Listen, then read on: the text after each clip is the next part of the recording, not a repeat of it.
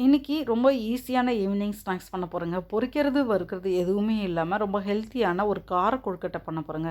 ரொம்ப ஈஸியாக பண்ணிடலாங்க. எப்படி பண்ணலான்னு பார்க்கலாம் வாங்க. நான் இப்போ ஒரு பேன் வச்சுக்கிறேன்.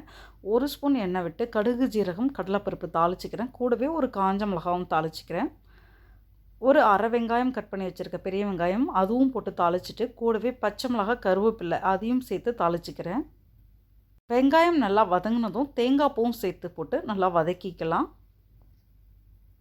இப்போ அந்த கொழுக்கட்டைக்கு தேவையான உப்பையும் சேர்த்துடுறேன். 3/4 கப் அளவுக்கு அரிசி மாவு தாங்க எடுத்து வச்சுருக்கேன். அரிசி மாவே போதுமானது இந்த கார கொழுக்கட்டைக்கு.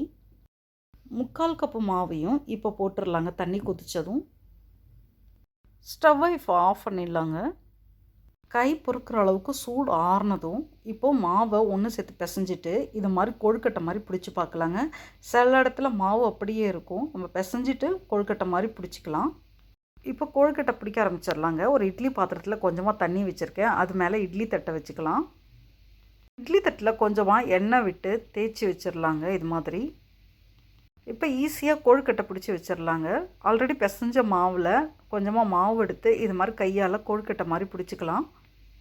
உங்களுக்கு பிடிச்ச ஷேப்பில் பண்ணிக்கலாங்க. பால் ஷேப்பில் கூட நம்ம பிடிச்சிக்கலாம் மாவை. நான் எங்களுக்கு நார்மலாக சின்ன பிடி கொழுக்கட்டை மாதிரியும், குழந்தைங்களுக்கு நீல வாக்கில் பிடி கொழுக்கட்டை மாதிரியும் நான் 2 விதமாக பண்ணுவேன்.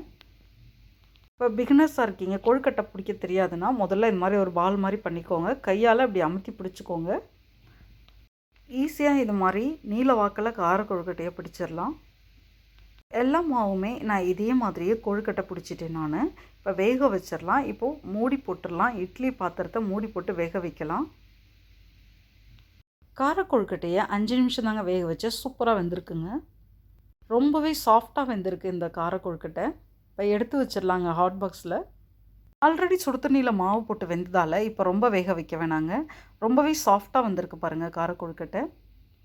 இந்த கார கொழுக்கட்டையோட தேங்காய் சட்னி நான் கெட்டியாக வச்சு சாப்பிடுவேங்க, எனக்கு ரொம்ப பிடிக்கும். இதே மாதிரி ஒரு கார கொழுக்கட்டையை ரொம்ப ஈஸியாக சிம்பிளாக 5 to 10 மினிட்ஸில் பண்ணுற கொழுக்கட்டையை உங்கள் வீட்லேயும் ட்ரை பண்ணி பாருங்கள். சாப்பிட்றதுக்கு ரொம்பவே நல்லா சாஃப்டாக இருக்குங்க. ட்ரை பண்ணுங்கள். நம்மளோட சேனலில் இருக்கிற எல்லா வீடியோக்களையும் செக் பண்ணி பாருங்கள். நம்மளோட சேனலுக்கும் உங்களோட சப்போர்ட்டை கொடுங்க. நம்மளோட சேனலையும் சப்ஸ்கிரைப் பண்ணி வச்சுக்கோங்க.